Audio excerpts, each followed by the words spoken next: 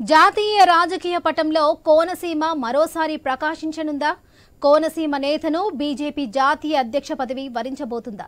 నడ్డా పదవి కాలం ముగుస్తుండటంతో ఆ స్థానంలో కొత్త నాయకత్వం కోసం బీజేపీ ప్రయత్నాలు ముమ్మరం చేసిందా? ఆర్ఎస్ఎస్ అండదండలతో కోనసీమ వాసి కమలం పార్టీ కొత్త సారథి అవుతారా? ఎలా ఉన్నాయి ఆ పార్టీ ఈక్వేషన్స్ చూద్దాం.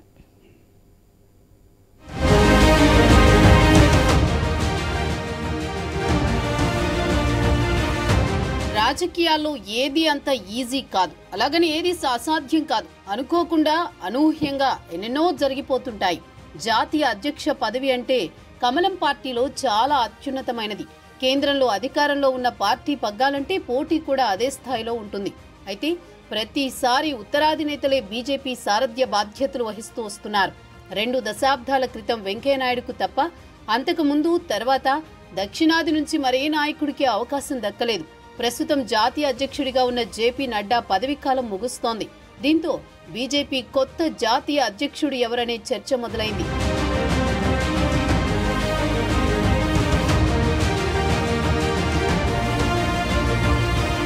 బీజేపీ జాతీయ అధ్యక్ష బాధ్యతల కోసం అప్పుడే కొందరు పేర్లు తెరపైకొస్తున్నాయి. ఈసారి దక్షిణ భాగానికి చెందిన వ్యక్తికి పార్టీ నాయకత్వ బాధ్యతలు అప్పగిస్తారన్న ప్రచారం జోరందుకుంది. డాక్టర్ బిఆర్ అంబేద్కర్ కోనసీమ జిల్లా అమలాపురం పట్టణానికి చెందిన వారణాసి రామ్ మాధవ్ బీజేపీ జాతీయ అధ్యక్ష పీఠానికి పోటీ పడుతున్న వారిలో ముందున్నారట. ఆర్ఎస్ఎస్ నుంచి రామ్ మాధవ్ కి గట్టి మద్దతు లభిస్తోందని టాక్. మరోపక్క తెలంగాణకు చెందిన కేంద్ర మంత్రి కిషన్ రెడ్డికి బాధ్యతలు అప్పగించాలని బీజేపీలోని ఓ వర్గం గట్టి ప్రయత్నాలు చేస్తోందట.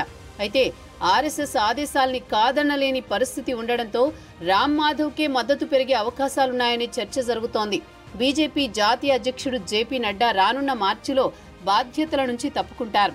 దీంతో కొత్త సారథ్య బాధ్యతలపై రకరకాల సమీకరణాలు తెరపైకొస్తున్నాయి.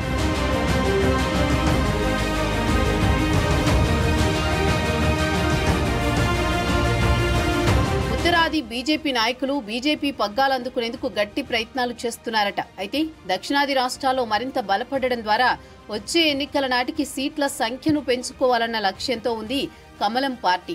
దీనికి అనుగుణంగా ఇప్పటి నుంచే పావులు కదుపుతూ తెలుగు రాష్ట్రాల నాయకుడికి బీజేపీ జాతీయ అధ్యక్ష పదవి ఇచ్చే యోచనలో కనిపిస్తోంది. దక్షిణాది రాష్ట్రాలకి ఈసారి బీజేపీ జాతీయ అధ్యక్ష పదవి కట్టబెట్టాలని పార్టీలో పై స్థాయిలో నిర్ణయం జరిగిందని సమాచారం. ఇప్పటిదాకా తెలంగాణకు చెందిన కేంద్ర మంత్రి కిషన్ రెడ్డి వైపు మోదీ, అమిత్ షా మొగ్గు చూపిస్తున్నారట. మరికొందరు సీనియర్లు కూడా కిషన్ రెడ్డికి అవకాశం కల్పించాలని పట్టుబడుతున్నారట. కాగా ఇప్పుడు ఈ విషయంలో ఆర్ఎస్ఎస్ తలదూర్చినట్టు తెలుస్తోంది. ఆర్ఎస్ఎస్ భావజాలాన్ని అణువణువునా నింపుకున్న రామ్ మాధవ్ కు అధ్యక్ష పీఠం ఇవ్వాలన్న బీజేపీ అగ్రనాయకత్వం ముందు ఆర్ఎస్ఎస్ ప్రతిపాదన ఉంచిందట.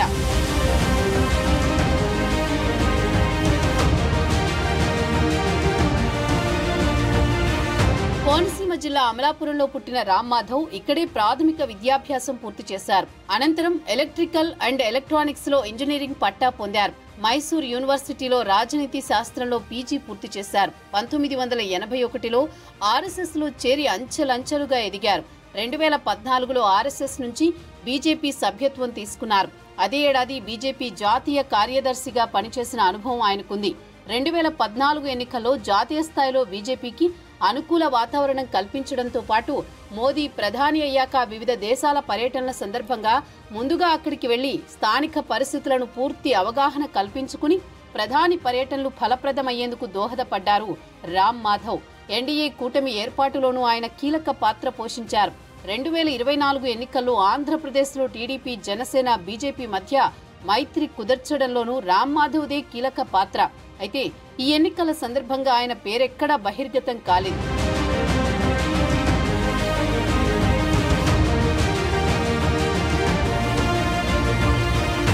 జాతీయ స్థాయి పరిణామాల్ని ఎప్పటికప్పుడు విశ్లేషించుకుంటూ పార్టీతో పాటు ప్రభుత్వ మనుగడకు పక్కా ప్రణాళికలు సిద్ధం చేయడంలో మంచి వ్యూహకర్తగా ఆరితేరారు రామ్ మాధవ్. అందుకే తెలుగు రాష్ట్రాలలో మరింత పుంజుకోవడంతో పాటు దక్షిణాదికి ఈసారి బీజేపీ అధ్యక్ష పదవి ఇస్తే బీజేపీ మరింత బలపడుతుందన్న అభిప్రాయంతో ఉందట అగ్రనాయకత్వం.